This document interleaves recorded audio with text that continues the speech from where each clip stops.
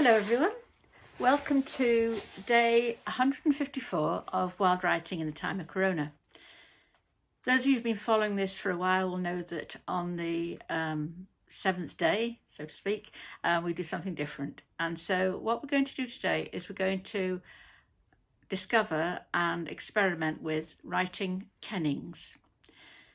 Now, Kennings are a very old form of poetry, Anglo-Saxon, I believe, and they're related to riddles and other very compact forms which take a kind of a puzzle at their heart.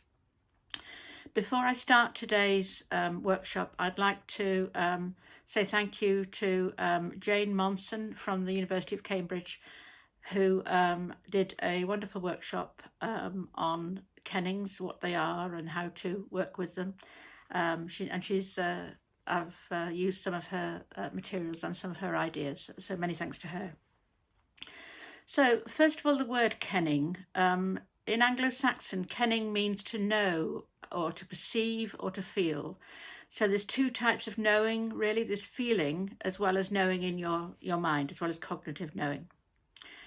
And it's essentially, I suppose, metaphorical. And it describes a well-known noun, a well-known thing, in a new way, which tries to add more information about its qualities. And in its simplest form, I suppose a kenning is a compound word. That's one word put with another word, or possibly two clashing words. And an example might be describing a person as a speech bearer. If you think about that. And one that I can pick out from the world of poetry is Gerard Manley Hopkins' title for his poem about, I can't remember if it was a kestrel or a sparrowhawk, but he called it wind hover.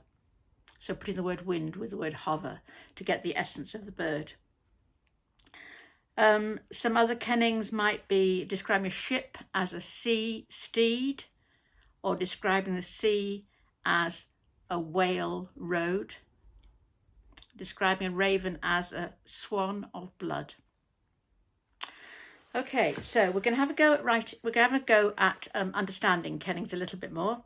So a kenning has three parts to it. The first part is the object itself, which, if you want to be technical, you can call the referent. Okay, so it's the object. This you don't disclose. This is undisclosed. This is what only in your head. The second is the base word, which is the metaphor that you use for it. So you might describe a cup as a clay tower, for example. So you have the base word, which is the metaphor, and then you have something which is called the determinant. Now this basically is another noun, but this gives clues to the original object. So the clay tower might be the noun might be tea, and so you'd have tea clay tower, which would give you a clue to a cup, if that makes sense. Okay, so what we're going to do in today's workshop, we're going to do it slightly differently in that I'm going to ask you to do certain things and then pause the video and then come back to it. Okay? So the first thing I'm going to ask you to do is to choose two objects, two reference. And I'm going to ask you on your page to put one on one side at the top and the other side on the top. Okay, so the first referent is from the natural world, one object from the natural world, any object at all. And the second is from the domestic world. So I'm just going to give you a minute to do that. So I'll just pause the video if you just pause the video for a second. Okay, so you now have an object from the natural world and an object from the domestic world. And what you're going to do now is you're going to, under those headings, the ones I don't know what you chose, but I chose for my natural world, I chose the word stream. And for my domestic world, I chose a wooden spoon. Right, so under each one separately, you're going to think of a metaphor to describe it. Okay, I'm going to suggest you do about 6 if you can. Try and do at least 4, try 6 if you can. So, a metaphor, just one word to describe, and a noun to describe, or I suppose you could put 2 words together if you wanted, if you're desperate. So nouns which are metaphors for the thing at the top. Okay, pause the video again. Okay, so now you have, hopefully, 6 metaphors. Let me show you my example. So for the stream, I wrote ringlet, vein, as in blood, path, chatterbox, blood, and crowd, because I thought all of those could be a way to describe a stream. For the wooden spoon, I called it soldier, puppet, diver, because I imagined it diving into something, wand, flower, and tree baby. Okay, so now you have a list that'll look something like this. Okay, right, next stage. So we have the base words. Now we're going to have the determinants. So for the determinants, again, under the same heading, these are going to be nouns, so that's things, which relate to the original object. I'll use mine as an example. So for the stream, I needed about 6 words, 6 nouns that related in some way to stream. I'll just give you a couple of examples. So I, for example, put blue, pebbles, and grass. Okay, would you pause the video again now and write your list of 6 things which are about your 2 objects, which relate to your 2 objects specifically. Okay, if you do that.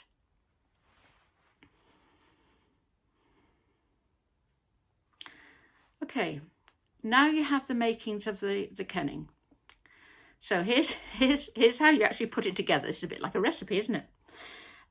You choose a determinant first. So let's stick with the domestic one. Let's choose the domestic list. Choose one determinant from your list. And then put it with one of the base words. So choose a word from the bottom and put it with a word at the top. So I'm going to use a word at the bottom for my wooden spoon was kitchen. A word at the top was soldier. So I've got kitchen, soldier. Okay, so would you pause the video again? And would you put a determinant first and then a base word for each column?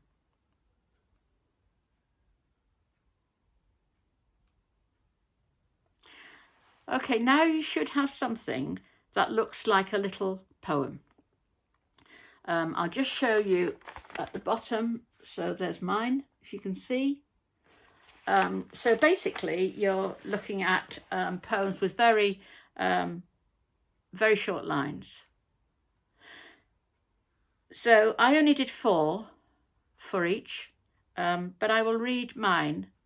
And as you know what the thing is, it's not particularly going to work in terms of it being a riddle.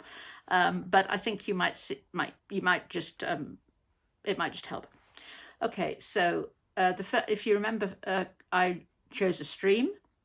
So my poem was rocks, chatterbox, blue path, pebble ringlet, dragonfly's vein.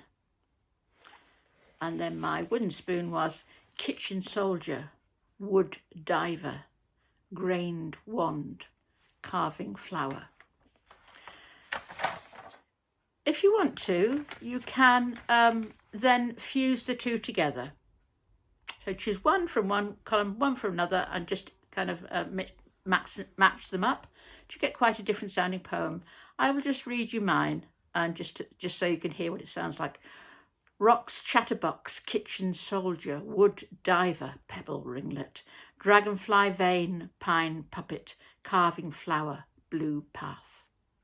So it sounds like a complete mystery.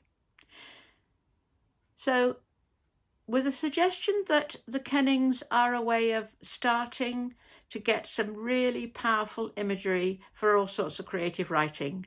I'm going to leave it there for today and hope you've enjoyed doing something which is very different, although this workshop has been a lot longer than usual. I nevertheless hope you have enjoyed it. So take care, and I will be back in a couple of days. Bye-bye.